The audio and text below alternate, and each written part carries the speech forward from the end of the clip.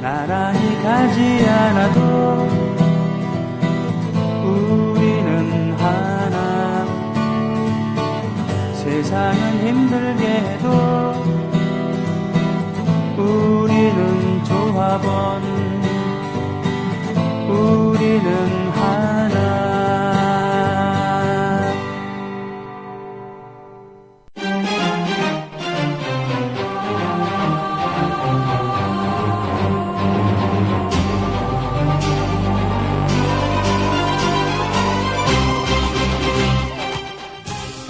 최동호의 스포츠당.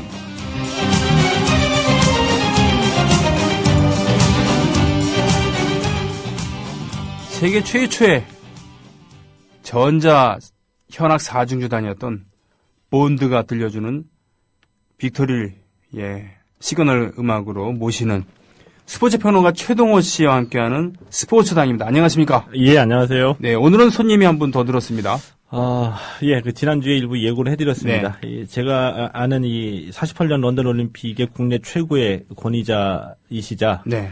이 평소에 이 사대문 안에서 출생했다는 것을 자랑으로 여기면서, 뼈대 있는 가문의 후손임을 밝히는 것을 어려워하지 않으시는, 네. 다소 좀 경박스럽고 좀 보수적인 그런 성향의 이 체육을 전공하신 교수님이십니다. 잠깐요. 경박스럽고 보수적인 것이 양립할 수 있는 나라입니까? 우리 보수의 껍질 한 껍질을 깨고 들어가면 네. 저는 경박이라고 봅니다. 그렇군요. 예. 근데 그게 아쉽죠. 건강한 보수가 우리 미래를 어떻게 밝히는지도 저는 잘 알고 있는데 우리 이 근현대사의 역사가 보수의 그 뿌리가 부끄럽잖아요. 친일서부터 시작해가지고. 하긴 저 종박만 아니면 전 좋습니다. 경박이라도 좋습니다. 그래서 모신 분이 이대택 교수님이십니다. 이대택 교수님. 예. 국민대학교 체육대학 이거로 계시군요. 예, 그렇습니다. 스포츠문화연구소 소장이기도 하시고. 이분은 스포츠문화연구소를 창립하자마자 소장으로 올라가자마자 부소장 제도를 없애버리고 없애버렸습니다. 되자마자 제일 먼저 한 게 부소장 없애버리고 이 자신의 권위에 도전하는 모든 인물들을 멀리하면서 뭐 이런 좀 카리스마적인 좀 이런 것도 좀 있습니다. 왠지 이거 경박보단 종박에 가까운 이런 나도 얘기 좀 합시다라는 그런 표정으로 앉아 계시는 이대택 교수님 오셨습니다. 안녕하십니까? 예, 안녕하세요. 이대택입니다. 예. 자, 오늘 1948년 채 건국도 되기 전에 추진을 하기 시작해서 중간에 실무를 맡았던 분이 비행기 사고로 돌아가시기까지 하면서 성사되었던 눈물 없이는 들을 수 없는 그런 첫 올림픽 그런 참가기에 대해서 전문가를 모시고 얘기를 하는다 그랬었습니다. 그래서 저는 여기서 아까 음악 나올 때 약속드린 것처럼 대강 빠져 있다가 가끔 초를 치는 발언을 가는 걸로 하고 두 분께서 얘기를 나눠주시는 걸로 하시죠. 예. 근데 제가 다 알아요. 이 방송국에서 다니는 사람들이 시작하기 전에 야, 오늘 널 내가 밀어줄게. 막 이런 얘기 하다가 방송 시작하면은 그런 게 뭐 어디 있습니까? 그런데 지난주에 우리 정경무 선생이 이제 IOC 가입을 추진하시다가 갑자기 비행기 사고로 돌아가시고 그래서 수소문 해가지고 IOC 가입의 그 기적과 같은 일을 일궈내신 분이 이제 이원순 선생까지 얘기를 했거든요. 그리고 드디어 이제 이 47년의 해가 밝았습니다. 그래서 47년 7월 29일에 개막해서 8월 14일에 48년 런던 올림픽이 끝났는데 이 런던 올림픽의 우리의 그 출전기 그리고 활약을 보면은 어떻게 보면 좀 코미디 같은 일도 있었었고 기적과 같은 일도 있었었고 이런 그 숨겨진 얘기들을 우리 이 교수님이 잘 아시잖아요. 그러니까 처음서부터 우리가 이 런던 올림픽 어떻게 준비를 하기 시작했는지서부터 얘기를 꺼내기로 하죠. 예, 제가 어디서부터 얘기를 시작해야 될지는 잘 모르겠지만, 지난번에 지난주에까지 있었던 얘기를 들어보니까, 대략적으로 이제 어떻게 IOC에 가입이 됐고, 그리고, 정경무 선생님께서 어떻게 돌아가셨고, 그 다음에 그 이후에 어떻게 올림픽에 출전하게끔 그런 과정이 있는지 간단하게 설명을 좀 하셨고요. 저는 오늘 여기 48년 런던 올림픽에 대해서 얘기를 한다고 그래가지고 이거를 무슨 얘기를 할까 이러다가 하여튼 있는 대로. 하여튼 그게 정사든 야사든 무슨 얘기든. 하여튼 얘기가 진행되면서 말씀을 드릴 테고, 뭐 중간중간에 뭐 궁금한 게 있으시거나 아니면 그 상황을 이렇게 좀 연상을 하셔야 될 것 같아요. 그냥 궁금하신 건 저 게시판을 통해서도 올라오니까요. 일단 편하게 말씀해 주세요. 네. 예. 정경무 선생님께서는 이제 스톡홀름에서 있을 IOC 총회에 참석을 하려고 미군 비행기를 타고 가시다가 이제 후지산 근처에서 추락을 하셔서 돌아가셨죠. 예. 일단 6월 한 중순쯤에 그렇게 가셨고요. 죄송합니다. 5월 말쯤에 가셨고요. 6월 중순에 이제 IOC 총회가 있는데 시간이 그렇게 많지는 않았어요. 추락 사고가 있을 때까지도. 예. 그래서 뭐 한 2, 3주 정도 시간밖에 없었는데 그렇게 사고로 돌아가셔서 그러면 이거를 IOC를 누가 가가지고 이게 등록을 할 것이냐. 예. 그리고 대한민국을 올림픽에 참가할 수 있는 자격을 부여하는 나라로 만들어갈 것이냐 하는 문제였는데 이때 이제 지난주에도 말씀하셨지만 이원순 선생님께서 그 일을 맡게 됐죠. 사실 이원순 선생님은 1900년대 초에 이미 미국에 이민을 가신 분이고, 예. 그리고 뉴욕에서 이미 부동산업으로 굉장히 돈을 많이 버신 분이셨고, 뉴욕에 살고 계셨고, 그래서 45년부터 뉴욕에 계셨는데, 이 부동산 일을 하다 보니까 자연스럽게 이제 여러 사람들하고 이제 알게 됐고. 어울리게 되고, 예. 큰 거를 많이 뗐던 모양이죠? 그러셨겠죠? 예, 그거에 우리가 이제 추적조사할 수는 없으니까 다 모르겠지만. 그 와중에 이제 당시 IOC 부위원장이고 미국의 이제 IOC 위원이었던 이제 브런디지와도 친분이 있었던 것 같고 그래서 사실 전경무 선생님께서 IOC 총회를 가기 전에 이미 47년 초에 미국을 한두 번 정도 이제 들락날락 하신 것 같아요. 그러면서 사전 작업을 다 했고 브런디지를 다 만났고 그래서 IOC 등록하는데 좀 도움을 달라 이렇게 얘기를 하셨던 것 같죠. 그리고 이제 마지막 이제 등록하기 위해서 스톡홀름으로 떠나기 위해서 이제 떠나시는 과정에서 이제 사고를 변을 당하셨고 그래서 그 내용을 좀 알고 있는 게 이제 이원순 선생님께서 좀 알고 계셨던 거라 예. 미국에서는 그러면 이게 대한민국 사람들의 염원이니 이거를 좀 빨리 성사시켜야 되는데 누구를 할 것이냐 그러면 이원순한테 맡기자. 그렇게 해가지고 이제 정경무 선생님이 가지고 계시던 서류 가방 다 수습해서 일단 이원순 선생님께 옮기고 이원순 선생님 그거로 이제 스톡홀름 가서 이제 등록을 하시게 되는 거죠. 예, 그 과정이 있었습니다. 그때가 IOC 스톡홀름 6월이었었죠? 총회가. 총회가 6월 15일 날입니다. 사실은. 예. 6월이고 이제 47년 6월이고 이제 48년 7월에 올림픽이 열리니까 가입하자마자 이제 준비가 들어가야 되겠군요. 그렇죠. 그러니까 47년 6월에 IOC 우리가 가입을 했고 그리고 대한민국의 역사로 하면 첫 번째 참가한 올림픽은 세인트모리츠 올림픽이거든요. 동계올림픽 47년. 예. 그게 우리나라 선수 3명이 참가하게 된 거고 그게 사실 올림픽으로 따지면 첫 번째 올림픽이죠. 그렇군요. 네. 그러니까 하계 올림픽으로는 런던 올림픽이 처음이지만 실제로 올림픽이라는 타이틀 이름으로는 세인트모리츠가 첫 번째고요. 일단 이때 47년에 IOC 가입하는 것이 세인트모리츠하고 런던을 이제 겨냥해서 가는 거였죠. 그래서 근데 대단한 것 같지 않습니까? 그때 정부 수립 이전인데 코리아라는 명칭을 달고서 IOC에 그것도 뭐 군정청이 크게 도와준 바도 없잖아요. 교통편이나 뭐 허락만 해준 거지. 우리 민간이 체육인들이 모여가지고 이 IOC에 들어가면서 코리아라는 이름으로 처음 국제단체에 등록하게 된 게 대단하다고 생각합니다. 저는. 예, 그런데 제가 올림픽을 이렇게 계속적으로 찾으면서 이게 굉장히 재밌는 사실이 몇 가지가 나와요. 그러니까 이게 뭐냐면 지금 현재까지 우리가 런던 올림픽에 대해서 우리가 얘기하는 것은 거의 해방 이후 굉장한 민족의 열기를 담아서 우리 모두의 뜻을 모아서 모금 활동을 하고 갔다 이렇게 굉장히 미화되어 있는 듯한데 사실은 그 뒤에는 아주 전략적이고 계산이 많은 미국 사람들, 특히 미군들의 어떤 도움. 그러니까 그것이 정사에는 잘 보이지 않지만 그것을 파면 팔수록 그 내용들이 들어가 있어요. 예. 제가 좀 이따 이제 진행되면서 좀 군데군데 말씀을 드리겠지만 그러니까 결국은 미군이 대한민국이라는 이 신생 국가를 예전부터 조선부터 있었던 일제 강점기를 떠나서 그러니까 지나서 대한민국이라는 나라를 도와줘야 되는데 뭐로 도와줄 것이냐. 그때 이제 47년 서인복 선생님 가셔가지고 뭐 보스턴 올림픽도 뭐 우승하고 그리고 그 전에 뭐 보스턴 마라톤 대회였죠. 예. 그리고 송기정 선생님도 뭐 베를린 올림픽에서 우승을 하고 그러니까 뭐 육상 마라톤 하면 우리나라가 거의 세계적으로는 이미 알려진 나라였고요. 예. 그 염원을 한때 집결하는 것이 굉장히 필요하다고 분명히 미군들은 평가와 판단했을 겁니다. 그래서 이걸 도와줄 것이냐 말 것이냐도 판단했을 것이고 이거는 도와줄 것이다라고 판단을 한 것 같아요. 예. 그러니 겉으로 보면 우리가 굉장히 열심히 노력한 것처럼 보이지만 사실 그랬고요. 그런데 내용으로 보면 뒤에는 분명히 미군이 존재했다. 그들의 역할이 만만치 않았다. 이런 평가가 가능한 것이죠. 근데 그 당시에 우리 뭐 예산도 없었었고, 미군도 처음에 이제 반대했던 걸로 알고 있었었는데, 이상백 선생이 자기 그 인맥을 통해가지고, 에딘버러하고 메가더의 도움을 받아서 이제 출전을 도와주는 것으로 방향을 틀었고, 이제 시작을 해야 되는데, 돈도 없었었잖아요. 돈도 없었었고, 근데 그런 와중에도 말씀하신 부정적인 것을 보면은 서로 올림픽에 출전하겠다고 우리끼리 싸웠던 것도 많이 있었다면서요.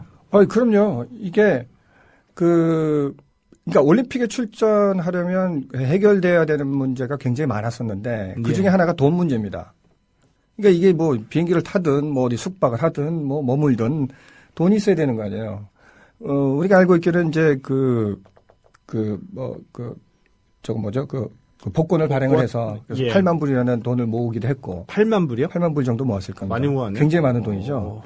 그리고 이 대한민국 선수단이 일본을 거쳐서 가거든요. 굉장히 많은 곳을 거쳐서 한 20일 정도, 한 3주 정도 걸려서 가는데 일본에 가서도 일본의 교민들도 꽤 뭐 현물이든지 아니면 돈을 모아서 성금을 냈고요.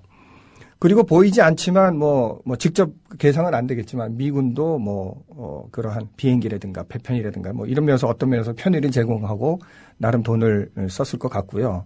글쎄 얼마나 썼을지 저도 잘 모르겠지만요. 그리고 나중에 또 말씀을 드리겠지만 런던 올림픽 그 대표팀이 런던에 입성하기 전에 이미 이원순 씨하고 또 한 분이 거기서 미리 한 2, 3주 전에 미리 도착을 하셔서 여러 가지 쉽게 말해서 기본 작업이라고 그러죠. 세팅이라고 하는데 그 세팅을 하는 과정을 했기 때문에 어디서든가 돈이 여기저기서 아마 들어갔을 겁니다. 그런 것을 우리가 다 일일이 추적하기는 쉽지는 않고요. 다만 그렇게 예측할 수 있을 여러 가지 증거들이 있죠. 그래서 우리끼리만 가진 것은 아니고요. 그리고 아까 뭐 미군정에 이게 도움이 있었다고 했는데 따지고 보면 처음에는 이제 뭐 미군은 그 비행기부터 시작해서 여러 가지 이제 보내는 팀을 한 50명 초중반 정도의 인원 규모, 그러니까 55명, 뭐 56명 요 규모로 봤었던 것 같아요. 결국 그런데 우리는 더 많은 인원이 가야 된다. 그래가지고 65명에서 67, 8명까지 올렸고 그 조율 과정을 아마 이상백 선생님이 좀 조율 과정에서 역할을 하신 것 같고. 그렇죠. 그러니까 이제 조금이라도 더 많이 보내려고 그러는 것은 뭐 선수단 자체의 기량도 되겠지만 너무 많은 선수들이 올림픽을 가기를 원했기 때문에 그것이 아무리 최소한으로 줄여도 60몇 명까지밖에 이게 최소한으로 잡아야 되는 그런 문제가 생긴 거죠. 그러니까 이거 55명까지 떨어뜨리려면 각 선수단이나 각 종목에서 선수를 또 잘라야 되는 거예요. 그렇죠. 그러니까 굉장히 어렵죠. 그러니까 우린 좀 더 가게 해달라 이런 거고 미군은 이렇게 흥정하는 과정에서 오케이 그러면 60 몇몇까지 갑시다 이렇게 얘기가 된 거죠. 근데 그 루트를 한번 이제 물어볼게요. 아까 그러니까 우리 종목 48년에 우리가 출전했던 선수들은 육상, 마라톤, 권투 그리고 역도에서는 우리가 좀 희망을 받기 때문에 전략적으로 추진했었고 축구와 농구는 희망을 걸지 않았는데 그냥 묻어가려고 애를 썼었죠. 근데 우리가 갈 때 아까 말씀하셨는데 일본에서도 뭐 후쿠오카, 요코하마 거쳐가지고 홍콩, 뭐 태국, 인도, 카이로, 그다음에 암스테르담, 그다음에 런던. 아니 이거 루트가 그렇게 됐죠. 산 넘고 물 건너서 바다 건너서 비행기 타고 간 겁니까? 비행기 배 갈아탄 겁니까? 아니면 어떻게 간 거죠? 그러니까 6월 20일이니까 6월 마지막 끝줄에 서울 YMCA에서 이제 출정식을 하고 했겠죠. YMCA 종로 YMCA 지금 종로 이거죠. 거기서부터 이제 서울역까지 이제 행진을 합니다. 행진해야죠. 그래서 행진해야죠. 카퍼레이드 못 하더라도 막 들고 뭐 이렇게 막 들고 갔겠죠. 뭐 프랭카드 들고 막 이렇게 갔겠죠. 그러나서 서울역에서 아침 한 8시 정도에 기차를 타고 부산까지 갑니다. 그 당시에 제가 알기로는 1945년 당시 그 최특급 기차가 통일호? 해방자호라는 건데 해방자호? 서울에서 부산까지 12시간 걸렸다고 저는 알고 있어요. 예. 그래서 오랜 시간을 걸어서 이제 부산에 가서 부산에서 배를 타고 네. 일본으로 넘어가죠. 후쿠오카. 네, 후쿠오카. 예. 그래서 후쿠오카에서 또 다시 이제 홍콩으로 넘어가는데 아마 후쿠오카에서 안 가고 오사카로 넘어와서 또 간 것 같고요. 예. 아하. 그래서 홍콩으로 배편으로 또 가서 예. 결국 이제 홍콩에서 비행기를 타고 예. 예. 그리고 이제 아까 최동원 선생님 말씀하신 대로 이제 여기 저기 해서 이렇게 떠나게 되죠. 그 당시에는 그렇게 60몇 명을 태울 만한 비행기가 없었을걸요, 아마. 없었죠. 예. 그래서 예. 그래서 어떻게 갔냐면 그 홍콩까지는 한 팀으로 갔어요. 예. 배 타고. 네, 68명이라는 인원이 예.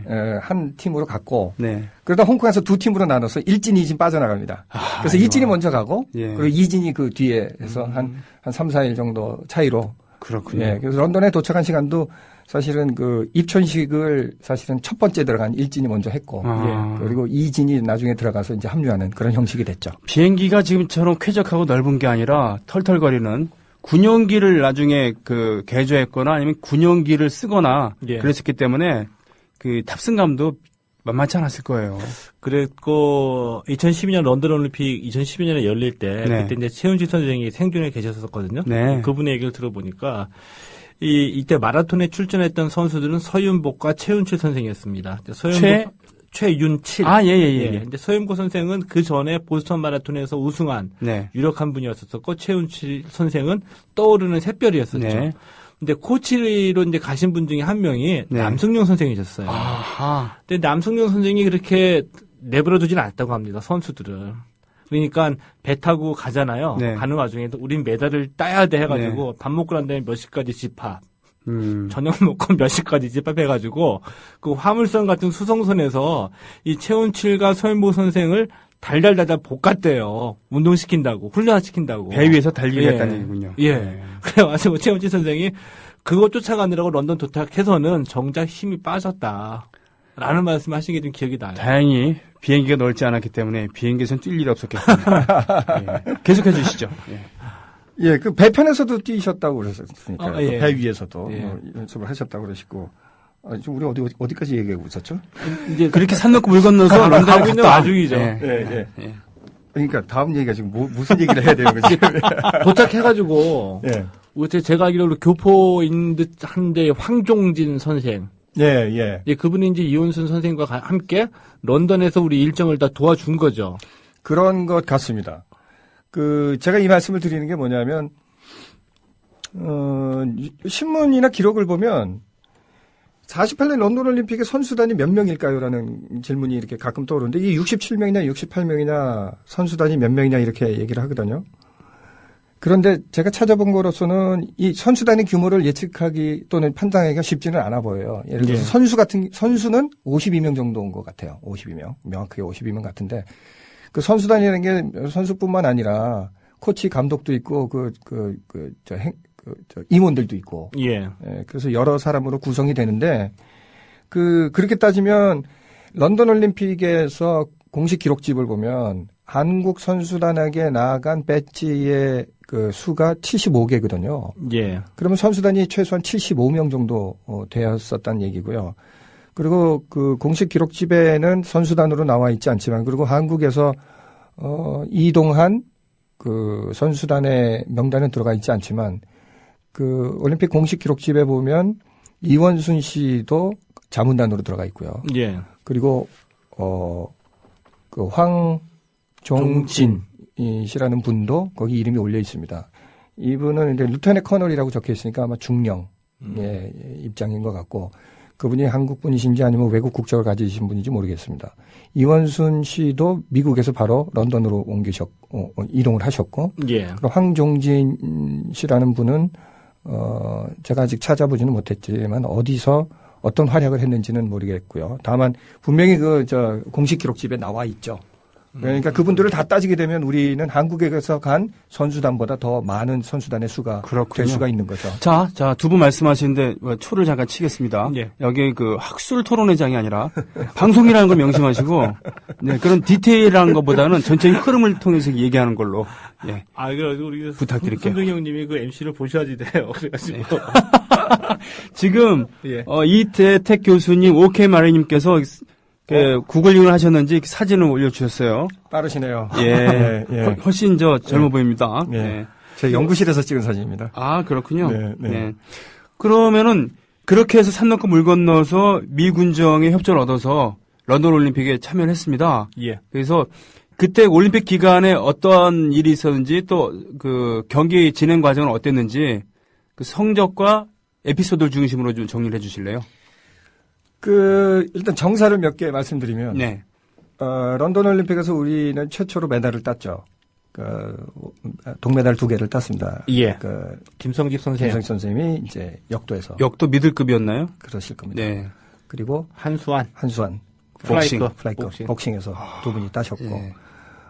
그런데 기대주는 또 몇 분 다른 분들도 계셨고. 예. 마라톤을 기대했었죠. 마라톤 굉장히 많이 기대를 했죠. 근데 남성영 선생의 지나친 열이 배 타고 가다 힘 다 빼버리고.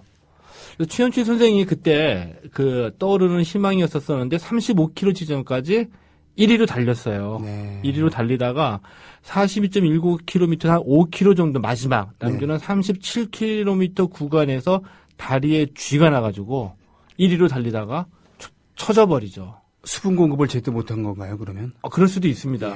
예. 그 마라톤은 특히 이 출전하기 하루나 이틀 전에 몸의 이 컨디션 조절이 상당히 중요하거든요. 네. 거기에 저는 실패했다고 보는 거죠. 네, 그렇군요. 안타깝네요. 최윤실 선수는 거기서는 입상을 못했습니다만 다른 대회에서는 나중에 빛을 보지 않았습니까? 그렇죠? 그렇죠. 그 이후에 또 아마 보스턴 마라톤에도 아마 나가셨을 나가셨죠. 거예요. 나가셨고. 국제적으로도 아마 서윤복, 함기용, 최윤칠 이런 분들은 우리 건국 초기에 상당히 성과를 높였던 그런 분들이고, 그러면은 신생 독립국, 그리고 그야말로 그런 나라에 있는지 없는지도 몰랐던 그런 곳에서 온 동양의 선수단 중에서 동메달을 2개나 그때 땄습니다.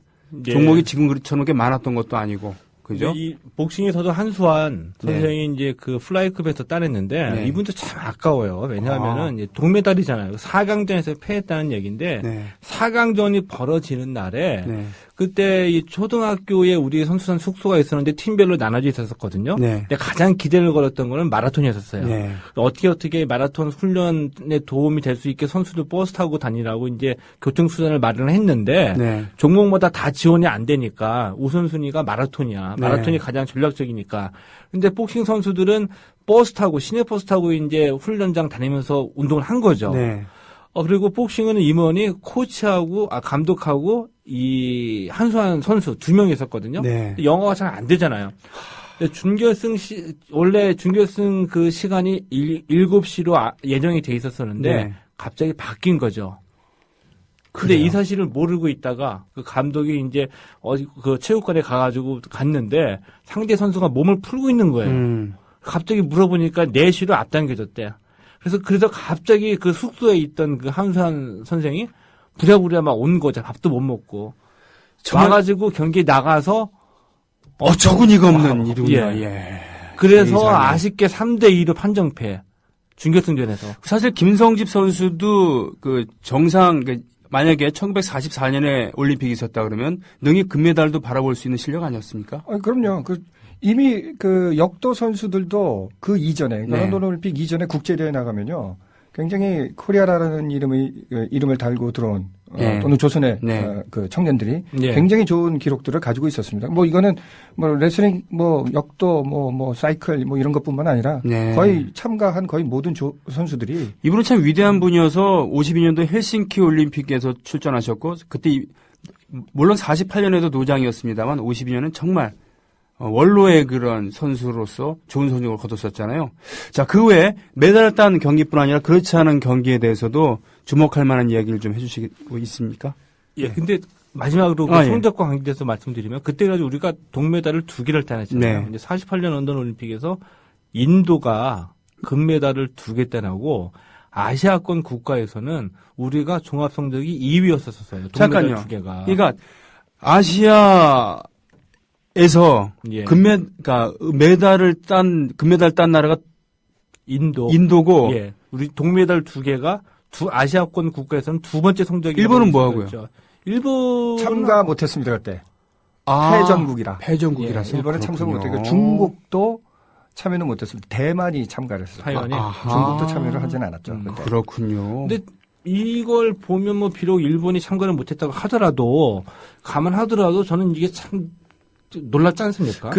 체력은 국력이라고. 예. 그러니까 국력 자체가 체력이잖아요. 그래서 경기력이었을 때 당시 그러니까 아시아 2위의 대국은 필리핀이었잖아요.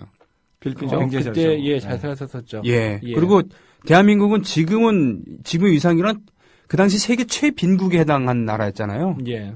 역시 국력에 비해서 메달 많이 딴 것은 그때나 뭐 나중에 몬트리올 때까지 쭉 이어진 전통이었군요. 예. 저는 이게 좀 간단치 않은 민족이라고 생각하는 겁니다. 그래서 저희가 생각했을 때, 네. 그 당시에도 그 이온순이라는 분도 우리가 그 이민사의 역사를 들여다보니까 그렇게 어려운데, 그래도 우리가 이제 하와이를 출발해가지고 해외로 나갔었잖아요. 근데 그분들 중에서도 그 어려운 삶 속에서도 무언가 길을 찾아가지고 성공하신 분들이 계셨다는 거죠. 네. 그래서 우리가 해외 나가가지고 세계 무대에서 활약하려고 할 때마다 생각지도 않았던 분들이 곳곳에 있어가지고 도움을 줘가지고 지금 우리가 이어준 게 아닙니까? 그게 좀 없었다고 한다면은 힘들었다는 얘기잖아요. 역시 피는 하여튼 진하다는 거. 피는 진하다. 지금 시생님이 올려주신 자료에 아주 중요한 거를 올려주셨어요. 제가 긴가민가라고 생각했던 거였는데 바로 1948년에 한국 사람이 금메달을 딴 거예요.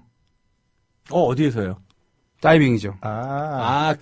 그분이 세밀이, 미국 국적의 세밀인데, 이분이, 런던 올림픽에서 다이빙 금메달을 따고, 그 후에 불세출의 다이빙 선수였던 루가니스를 발굴해서 훈련시킨 그런 헤드코치가 되죠. 이제 그분을 귀화를 했군요. 미국 국적이었죠, 세밀이. 그러니까 이민 1세가 됐든 2세가 됐든 그런 분 아니겠습니까? 그러니까 미쉐리 계통의 이제 그 선조이시죠. 예, 세밀이. 예, 그렇습니다. 크리스티나 김인가요? 김초롱 계통의 이제 그 선조. 그런 거, 예. 그런 거죠. 네. 스티브 유랑은 다릅니다. 자, 그런데 우리가 기록할 만한 그런 대단한 성적을 거뒀습니다만 축구도 참여를 했었고 농구도 출전했다고요? 또 어떤 게 저는 두 분 정도라면은 메달을 딴 종목이 아니라 그렇지 않은 종목에 대해서도 얘기거리가 좀 있지 않을까 좀 기대하고 있습니다만. 그래서 오늘 축구와 농구 얘기를 들어보려고 이대태 선생님을 모신 거예요. 그래요? 네, 축구와 농구. 축구하고 농구 빨리 얘기 안 해주시면 음악 듣고 올 거예요. 축구 농구 먼저 말고요.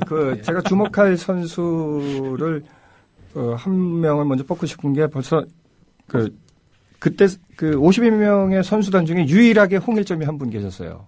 여자 선수가. 박봉식. 네? 박봉식. 이름은 남자 이름 같죠. 네. 근데 그때 이화여고 학생이었고요. 투포한. 남자인 줄 알고 뽑았는데 이게 여자 그럼 백옥자 선수의 대선배군요. 박봉식 선수가 유일한 홍일점이었고 가장 어렵고 투포와는 국내에서 떠나기 전에 거의 비공식 세계 신을 세울 정도로 굉장히 힘이 좋았고 그래서 그 육상에 우리가 그 대표팀의 종목이 있었던 그래서 투포한 경기를 나갔는데 선수가 여자 선수가 많지 않으니까 뭐 예선 거쳐서 결승까지 가는 것도 아니고 처음부터 아예 결승입니다. 그러니까 던진 선수 몇 없으니까 물론 거기서는 입상을 못했죠. 근데 연습 경기에도 굉장히 잘했었던 걸로 제가 알고 있고요. 근데 이제 뭐 여러 가지 이유 때문에 좀 긴장을 했던가 아니면 컨디션 조절에 국제 경험이 없었기 때문이 아닐까. 여러 가지 이유로 우리가 둘러댈 수 있죠. 그래서 이 박봉식 씨 선수에 대한 이야기는 좀 많았고요. 한 가지 또 재밌는 얘기는 여자 선수를 따로 이렇게 기숙사를 배정을 했는데 한 번은 여자 기숙사에 들어갔다가 이제 나이 어리고 말도 안 통하고 외국 코쟁이들 있으니까 힘들 거 아니에요. 그래서 그냥 뛰쳐나와가지고 그러니까 연습할 때 연습하고 들어올 때 그냥 남자 선수들하고 묻어서 들어왔어요. 오빠들 있는데. 네, 오빠들이 있는 대로. 그래서 나는 다시 그쪽으로 안 돌아갈래. 그래가지고 결국은 굉장히 어려운 그 과정을 통해서 결국 남자 숙소에서 머문 걸로 그렇게 알고 있습니다, 저는. 여기 올려주셨어요. 박봉식 선수. 시생님. 이분 이렇군요. 시생님. 언젠가 한번 초대를 해야 되지 않을까 싶은데요, 시생님은? 이분 자주 여기 출몰하세요. 그런 일이 있었군요. 자, 그러면 정말 축구 얘기, 농구 얘기 안 해주실 거예요? 제가 먼저 농구 얘기를 잠깐 해볼까요? 예. 농구는 이제 여러 팀이 참가를 합니다. 그래서 저희는 그룹 B조에 속해 있고 여기에 이제 6개 나라가 있어요. B조에? 예, B조에. 그래서 네. 이제 일단 여기서는 리그전을 합니다. 네. 그래서 거기서 이제 1, 2위가 올라가서 예. 그래서 이제 결승 토너먼트를 네네. 하는 그런 과정이었죠. 그래서 여기에 벨기에, 필리핀, 중국, 이라크, 칠레, 한국. 중국? 여기 중국? 대만. 타이완. 타이완. 예. 역시 필리핀. 예, 필리핀은 예. 전통의 농구 강자죠, 아시아에서. 네네네.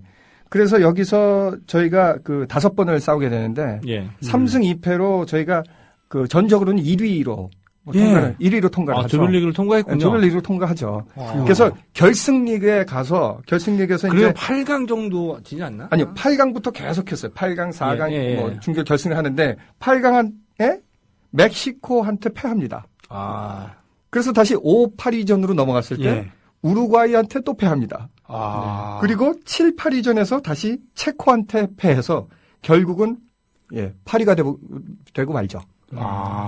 그러니까, 예선전에는 굉장히 잘했어요. 잘했는데. 엎치락 뒤치락 해가지고 잘했는데, 그냥 결승 토너먼트 이렇게 올라가서 8강부터 시작해가지고 뭐라 그러나 계속 약발이 떨어졌는지 기심이 없었는지 결국 체력의 문제였던 건가요? 그러면 글쎄요. 그럼 근데 저는 이해가 좀 하기 힘드는 게, 그러니까 우리 지금 생존에 계시는 농구계 언론분들이 계시거든요. 그래서 우리가 역사 속에서 이름을 들었던 그분들이 계시는데, 이상백 선생도 그렇고 그분들을 직접 뵀을 때 키가 상당히 작습니다. 네. 그렇게 크지가 않았었어요. 네. 근데 그분들의 얘기를 들어보면 그분들이 예를 들면은 일제강점기 때나 그래서 하와이의 백인들 팀과 붙어서 이기기도 했었었고, 네. 이런 거 보면은, 이게 진짜 가능한 건지, 전 제가 의문을 가질 때가 좀 많이 있었었죠. 예. 탄력이 좋았던 모양이죠? 슛이 정확하거나 끊임없는 훈련에 의해서 슛이 정확하거나 아니면 풀어갈 수 없는 문제인데, 그러니까 160cm대의 이 선수들도 많이 있었던 걸로 제가 이제 얘기를 들었었거든요. 그렇군요. 농구에서도. 예. 그래서 결국은 예선 토너먼트는 우수한 성적으로 갔다가 결국은 계속 지는 바람에 8위로 올림픽을 마쳤다라는 그런 얘기죠. 예. 이런 분들의 그런 노력에 의해서 나중에 신동파와 같은 그런 대단한 선수가 나오는 것도 아니겠습니까? 예. 그렇죠. 신동파 선생은 또 필리핀 가서 한번 깽판 한번 또 세게 한번 해주시고. 그래요? 지금도 그게 이제 회자가 되는데, 필리핀 팀하고 하다가 집중 견제가 들어오니까 참지 못해서 집단 패싸움으로 번졌죠. 그런 계보가 있습니다. 그게 허재까지 이어지는. 네네네. 예. 좋습니다. 그런 얘기는, 결코 이렇게 즐거운 얘기는 아닙니다만 듣는 사람은 참 재밌죠. 네. 사실 우리가 즐겁지 않다라고 한마디는 하지만 다 네. 즐겁죠. 그런 얘기 들으면 재미는 있죠, 그게. 싸운 얘기는 런던에서도 하나 또 있어요.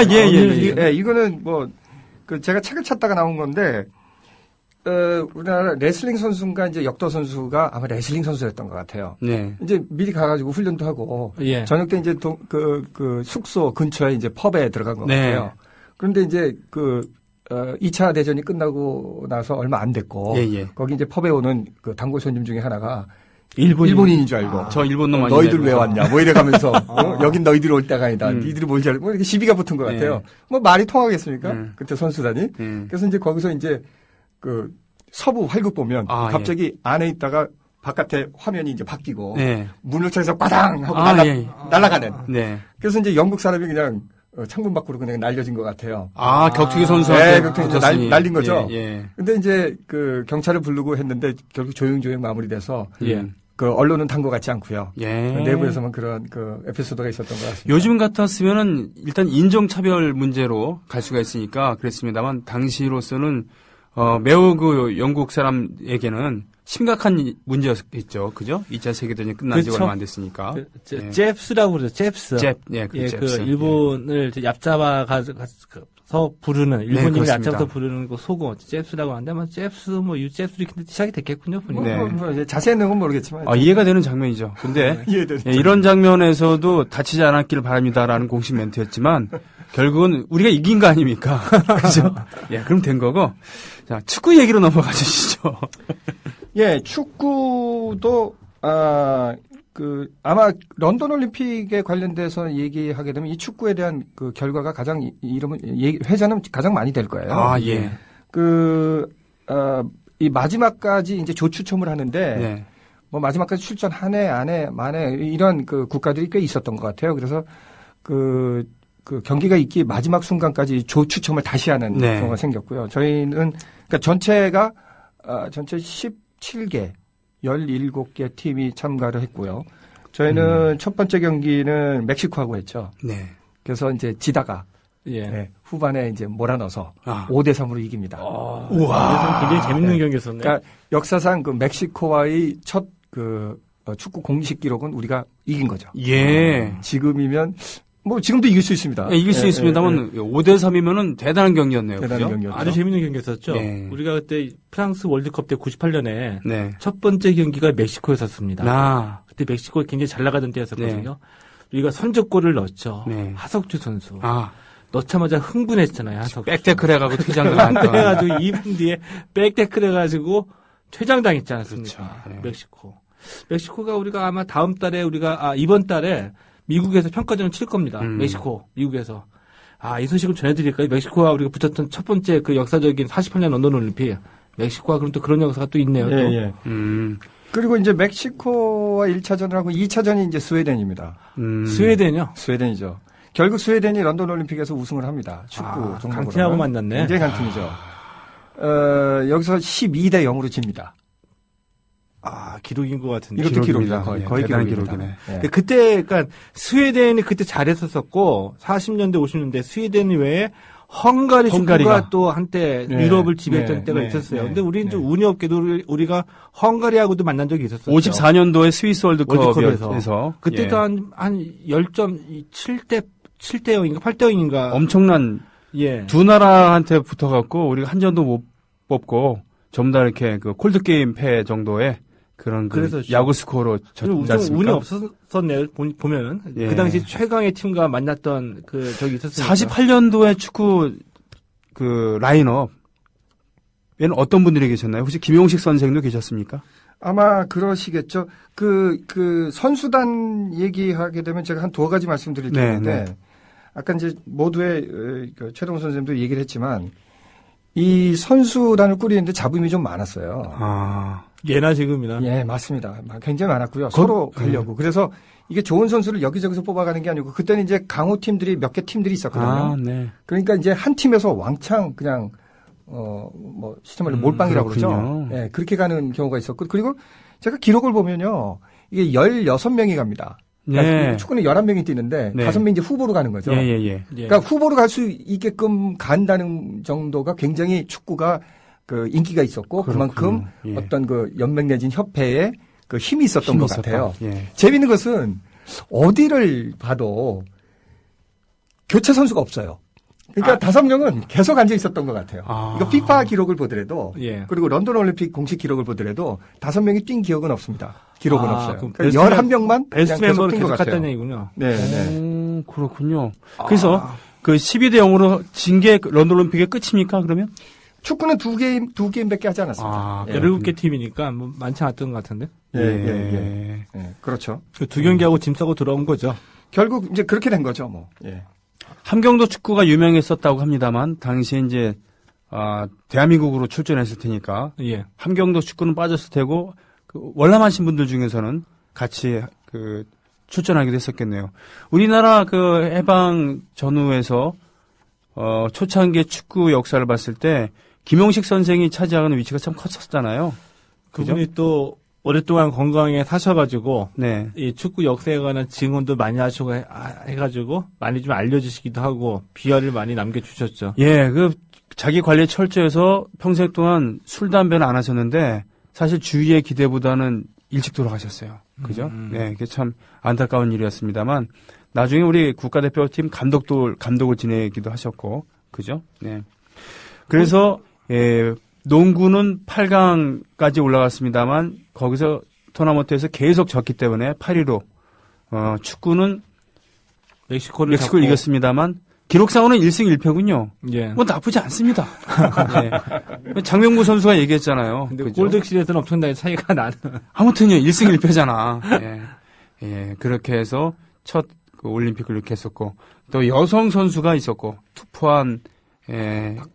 박봉식 선수. 예. 그 여성분이, 저는 그 얘기는 처음 들었습니다. 저기 그 여자 기숙사를 거부하고, 예. 오빠들과 같이, 오빠들과 지금 보호를 받았다는 보세요.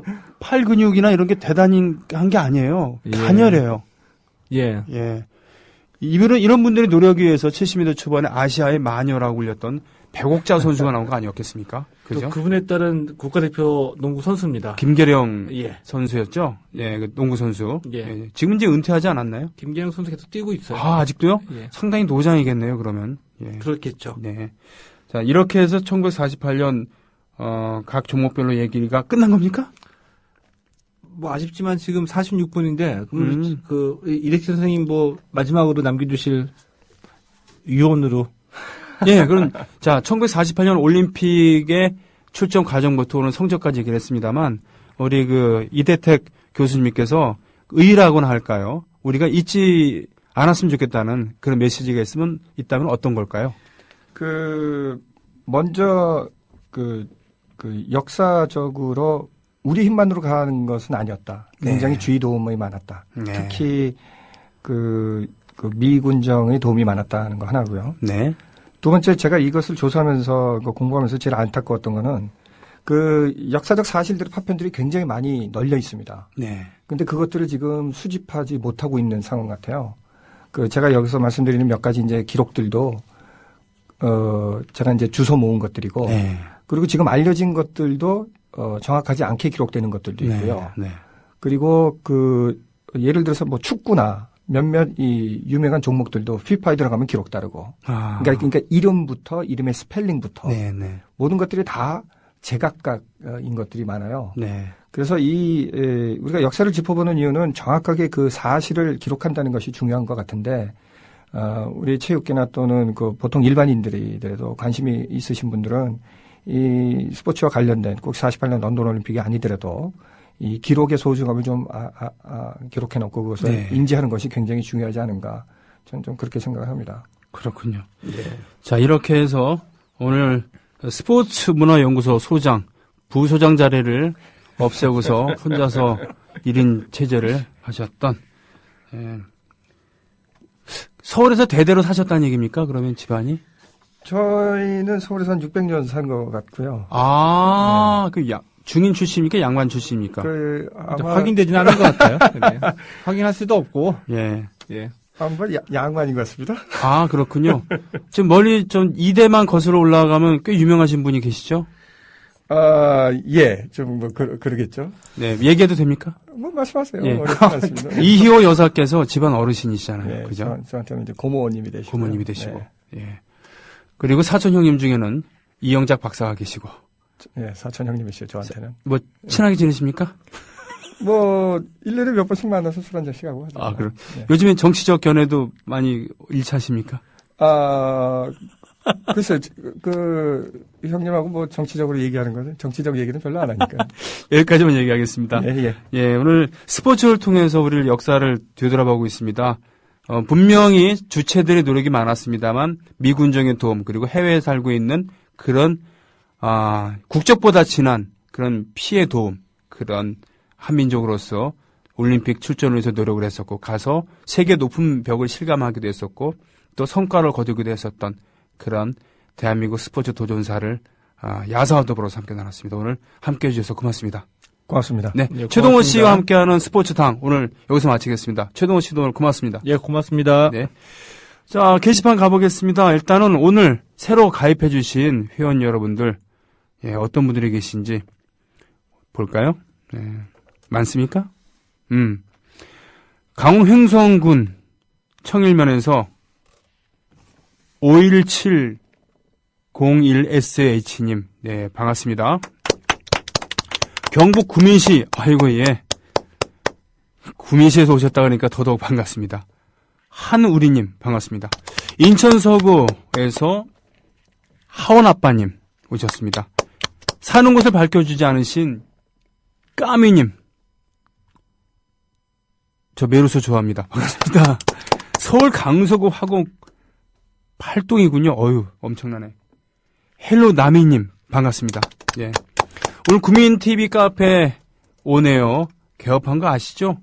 아직은 낮에는 테이크아웃만 가능합니다만, 전 저기서 무엇을 할 수 있을까 하고 싶은 것들도 많고요. 여러분과 나누고 싶은 것도 많습니다.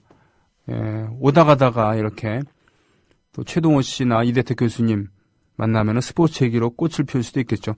혹시 아까 엘리베이터에서 주차증 문의하신 적 있습니까? 아닙니다. 아, 그분 아니래요. 네, 시생님. 네. 마녀라뇨. 예, 크크. 예, 검색은 쉽네 하면서 배곡자, 모녀. 예, 이렇게 올려주셨군요. 오늘 신청곡들 있고요. 또, 보자. 예. 자, 애국 시민 여러분, 해외 동포 여러분, 그리고 동네 주민 여러분.